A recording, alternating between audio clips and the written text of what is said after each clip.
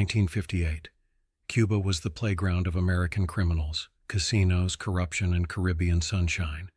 The Italian families had turned Havana into their personal gold mine, making millions while Batista looked the other way. But they made one fatal error.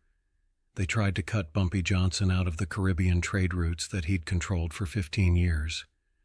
What they didn't know was that Bumpy's textile business was a cover for something much more valuable. And when they stole from him, they accidentally became enemies of the United States government. The telegram arrived at Bumpy Johnson's office above Small's Paradise on a Tuesday morning in March 1958. 12 words that would change everything. Shipment intercepted. Rodriguez and Martinez found dead. Cuban waters. Investigation proceeding. Santiago. Bumpy read the message 3 times. Then he reached for his phone and placed a call that would surprise everyone who thought they knew him.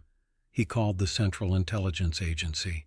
To understand why Bumpy Johnson had the private number of a CIA station chief, you need to understand what was really happening in the Caribbean in 1958. On the surface, it was business as usual. American tourists flew to Havana for gambling and entertainment. Cuban sugar flowed north to American markets, and beneath it all, criminal organizations moved money, weapons, and contraband across the 90 miles of water between Key West and the Cuban coast. But something else was moving through those same channels: intelligence, information, secrets that could reshape the balance of power in the Western Hemisphere. Bumpy Johnson had been running textile shipments between New York and Havana since 1943. The legitimate cargo, bolts of silk, cotton, and wool from Harlem's garment factories, was real enough. But hidden within those shipments was something far more valuable. Intelligence gathered from the docks, the hotels, the private clubs where powerful men spoke freely because they thought no one was listening. The Italian families knew about Bumpy's textile operation. What they didn't know was that since 1954, Bumpy had been sharing certain information from his Cuban sources with American intelligence agencies. Not because he was patriotic, though he was. Not because he was anti-communist, though he was that too. But because the information was valuable, and Bumpy Johnson never passed up an opportunity to bank favors with powerful people. The relationship had started almost by accident. In 1954, a Cuban businessman named Eduardo Santana had approached Bumpy about shipping routes.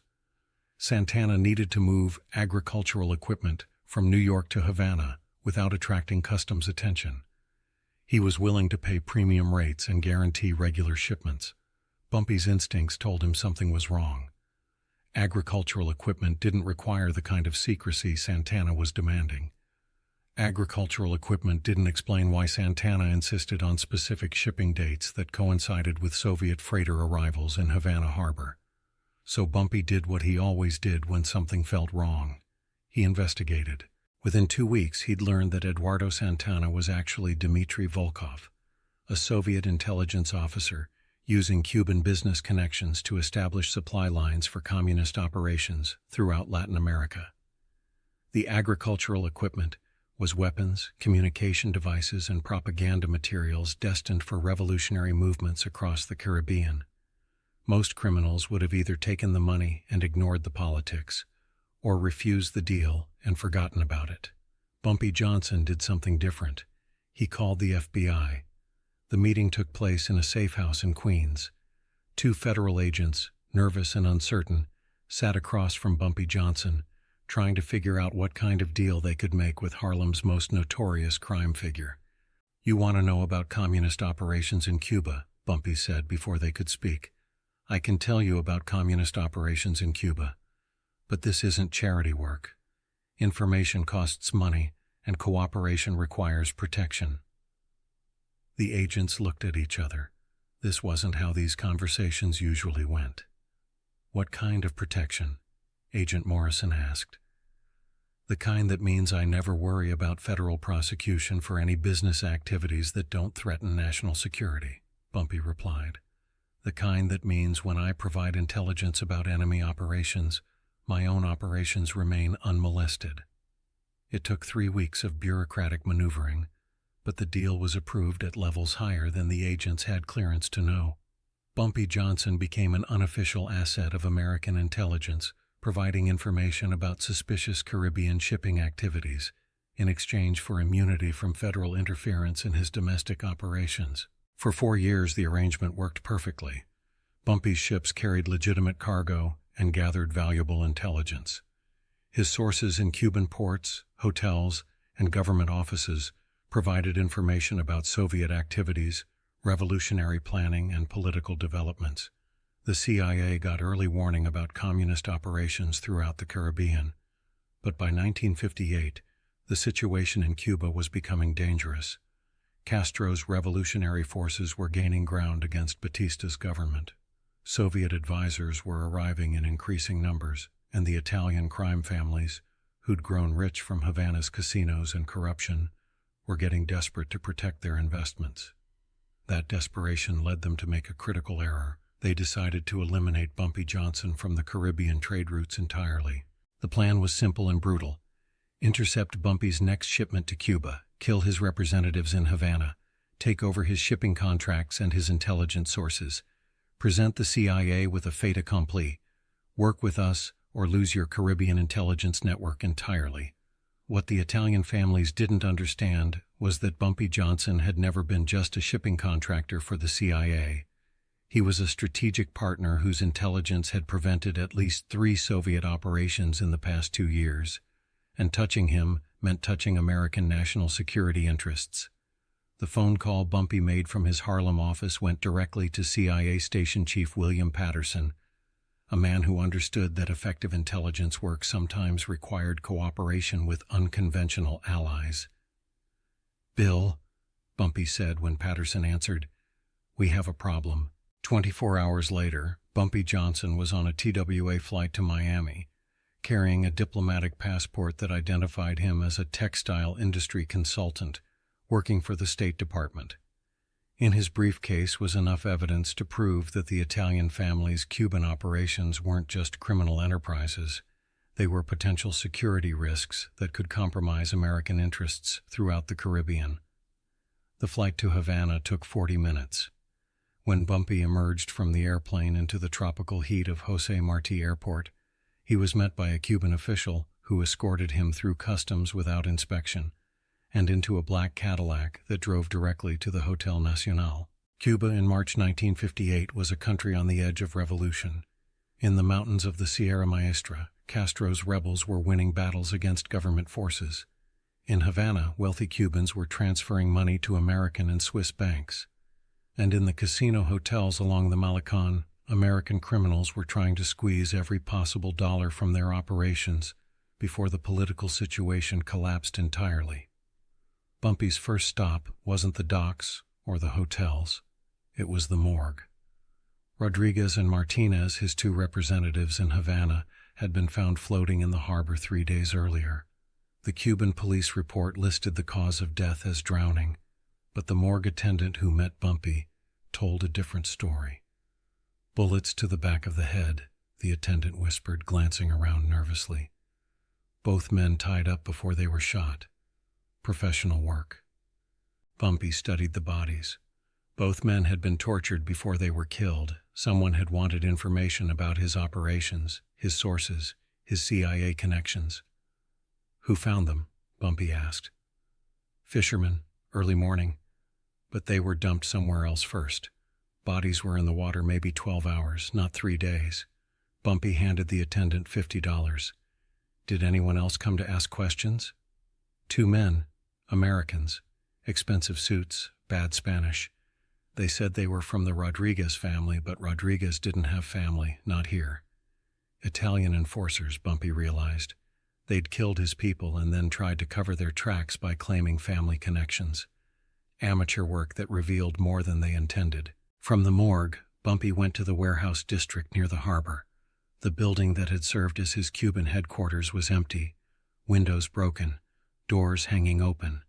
His shipping containers had been moved, his office ransacked, his local staff disappeared. But the ransacking had been careless. In a hidden compartment behind a false wall, Bumpy found what he was looking for: a complete list of his Cuban sources, along with detailed intelligence reports he'd been preparing for his next CIA contact, information that would prove exactly who was behind the theft and murders. The reports contained surveillance notes from hotel workers at the Hotel Riviera, where senior Italian crime figures had been meeting for the past month, photographs of Soviet advisors meeting with Italian representatives in private casino rooms, evidence that the Italian families weren't just stealing from Bumpy, they were positioning themselves as intermediaries for Soviet intelligence operations in Cuba. This wasn't just a criminal matter anymore, it was treason. Bumpy's next move required delicate timing. He needed to confront the Italian operations in Cuba, but he couldn't do it as a lone gangster seeking revenge. He needed to do it as a representative of American interests, with official backing and legal authority. The meeting took place that evening in a private dining room at the Hotel Nacional. CIA Station Chief Patterson had flown in from Miami. The American ambassador had sent a representative, and sitting across from them were Vincent Allo and Santos Trafficante, the two Italian crime figures who controlled most of American criminal activity in Cuba. "Gentlemen," Bumpy said quietly, placing a thick folder on the table between them, "we need to discuss your recent business decisions." Allo leaned back in his chair, trying to project confidence. "I don't know what you're talking about, Bumpy. This is Cuba. Your Harlem territory doesn't extend this far south." Bumpy opened the folder and spread out photographs across the table. Images of Allo meeting with Soviet advisors, documents showing payments from communist sources to Italian crime families, evidence of weapons shipments being rerouted from revolutionary forces to Soviet intelligence operations. "Vincent," Bumpy said calmly, "you killed my people and stole my cargo because you thought you could replace me as an intelligence source for the Americans. What you didn't realize is that I wasn't just providing information about communist activities. I was providing information about your communist activities." The silence that followed was absolute. Patterson leaned forward, studying the photographs with obvious interest. The State Department representative took careful notes. Trafficante broke first. "Those pictures don't prove anything. Business meetings aren't crimes." "You're right," Bumpy agreed.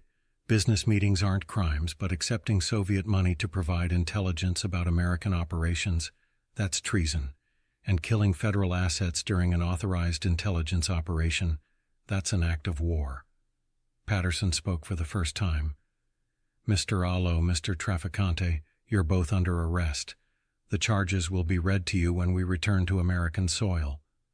But Bumpy wasn't finished. "Actually, Bill, I think we can resolve this without arrests. Vincent and Santos are going to help us shut down Soviet intelligence operations in Cuba. They're going to provide access to their casino operations for American surveillance teams, and they're going to compensate the families of Rodriguez and Martinez." He leaned forward, his voice dropping to barely above a whisper. "In exchange, their previous cooperation with Soviet intelligence will be overlooked. Their Cuban operations can continue until the political situation stabilizes, and they get to leave this room alive.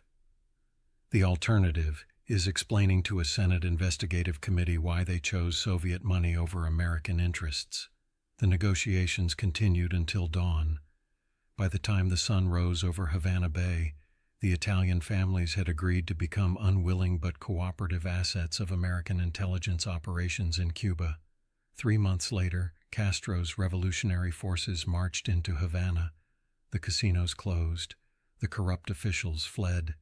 The Soviet advisors found themselves isolated and ineffective because their Italian intermediaries were now feeding information directly to the CIA. Bumpy Johnson returned to Harlem with his Caribbean shipping routes restored, his reputation enhanced, and a new understanding with American intelligence agencies that would serve him well for the rest of his life. The Italian families learned something important that day in the Hotel Nacional. They learned that Bumpy Johnson wasn't just a Harlem crime boss. He was a strategic thinker who understood that in a global conflict, choosing the right side was more important than choosing the profitable side. And the CIA learned something too.